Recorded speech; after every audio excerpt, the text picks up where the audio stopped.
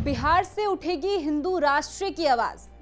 धीरेन्द्र शास्त्री के बिहार आने से किसको लगी मिर्ची। बाबा की बिहार में एंट्री से विरोधियों में खलबली। हिंदू राष्ट्र के मुद्दे पर बिहार में घमासान। पंडित धीरेन्द्र शास्त्री उर्फ बागेश्वर सरकार के बिहार आगमन से कुछ लोगों के पेट में दर्द शुरू हो चुका है। एक तरफ बाबा बागेश्वर के दौरे का सियासी विरोध शुरू हो गया है, वहीं दूसरी तरफ बाबा के दिव्य दर्शन के लिए बिहार के लोग बेसब्री से इंतजार करते हुए नजर आए। बिहार पहुंचते ही धीरेन्द्र कृष्ण शास्त्री ने हिंदू राष्ट्र को लेकर देश की राजनीति में खलबली मचाने वाला बयान दे दिया है।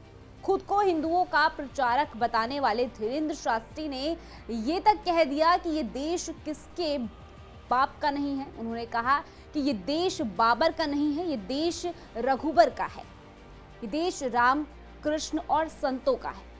बस फिर क्या था, बिहार की विपक्षी पार्टी ने बाबा को संविधान विरोधी बताते हुए उन्हें जेल में डालने की बात कर दी। बिहार में चुनाव की सरगर्मी के बीच धीरेन्द्र शास्त्री की एंट्री से किस तरह राजनीतिक पारा गर्मा गया है, विस्तार से आपको इस वीडियो में समझाएंगे। लेकिन उससे पहले आयुन भारत को सब्सक्राइब कर लीजिए। स्वागत है आपका, मेरा नाम तान्या अधिकारी। पंडित धीरेन्द्र शास्त्री की कथा बिहार में शुरू हो गई है, जहां बागेश्वर धाम प्रमुख ने हिंदू राष्ट्र का बिगुल फूंक दिया है। बाबा बागेश्वर ने विरोधियों को साफ कह दिया है कि ये देश किसी के बाप का नहीं है, ये बाबर का नहीं, रघुवर और रानी लक्ष्मीबाई का देश है, हिंदुओं का है। उन्होंने कहा, भारत को हिंदू राष्ट्र बनाने की आवाज बिहार की धरती से उठेगी। अगर बिहार आने से हमें रोका तो हम यहीं पर अपना मठ बनाएंगे। यहाँ हम अपने बिहार के पागलों से मिलने आए हैं। ये धरती वीरों की धरती है। हमारी पहली आवाज हिंदू राष्ट्र के लिए उठेगी तो वो बिहार से उठेगी। ये बात पंडित धीरेन्द्र कृष्ण शास्त्री ने गोपालगंज में आयोजित 5 दिवसीय हनुमंत कथा की शुरुआत करते हुए कही। बिहार पहुंचे धीरेन्द्र शास्त्री ने बिहार वालों से ये तक कह दिया कि बिहार हमारा है और हम बिहार के हैं। लगे हाथ उन्होंने ये भी साफ कर दिया कि वो किसी पार्टी के समर्थक नहीं है, वो घर से बाहर ही हिंदू राष्ट्र के लिए निकले हैं। हम इस देश के हिंदुओं को जगाने के लिए आए हैं। बाबा बागेश्वर यही नहीं रुके, उन्होंने हिंदू राष्ट्र के पक्ष में आवाज बुलंद कर दी। बाबा ने कहा कि किसी भी देश से मुसलमानों को निकाला जाए तो 65 देश एक साथ खड़े हो जाएंगे। ईसाइयों को निकाल दिया जाए तो 90 से ज्यादा देश खड़े हो जाएंगे। लेकिन फिजी, सूरीनाम, पाकिस्तान, भारत, नेपाल और मॉरिशस से अगर हिंदुओं को निकाला जाए तो फिर हिंदू कहाँ जाएंगे। इस मुद्दे को उठाते हुए उन्होंने आखिर में कहा कि जब तक शरीर में प्राण है हिंदुओं के लिए लड़ेंगे। अब बाबा बागेश्वर ने इतना बड़ा मुद्दा उठा दिया तो इस पर विरोधी तो चुप बैठने से रहे। ये कैसे हो सकता है? हिंदू राष्ट्र के मुद्दे पर बागेश्वर धाम के प्रमुख धीरेन्द्र कृष्ण शास्त्री और बिहार की विपक्षी पार्टी आमने सामने आ गई।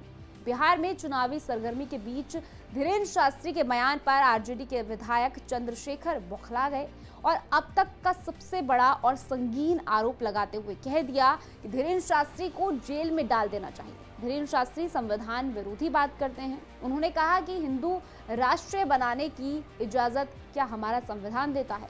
इतना ही नहीं, ये तक कह दिया कि ये धीरेन्द्र कृष्ण शास्त्री राम, रहीम और आसाराम वाली कैटेगरी के बाबा हैं, इनकी अंदरूनी जांच होनी चाहिए।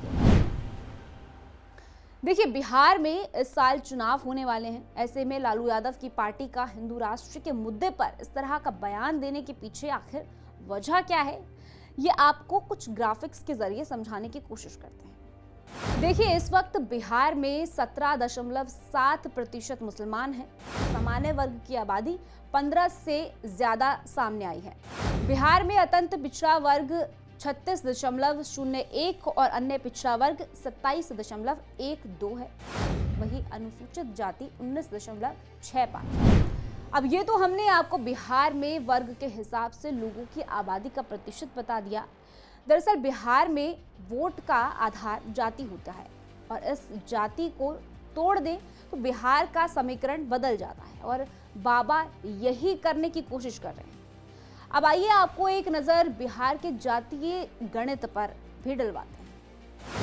यादव प्रतिशत 14.26, दुसाध प्रतिशत 5.31, रविदास प्रतिशत 5.2, कोयरी प्रतिशत 4.2, ब्राह्मण प्रतिशत 3.65, राजपूत प्रतिशत 3.45, मुसहर प्रतिशत 3.08, कुर्मी प्रतिशत 2.86, भूमिहार प्रतिशत 2.86, मल्हार प्रतिशत 2.60, बनिया प्रतिशत 2.31, कायस्थ 0.60 प्रतिशत।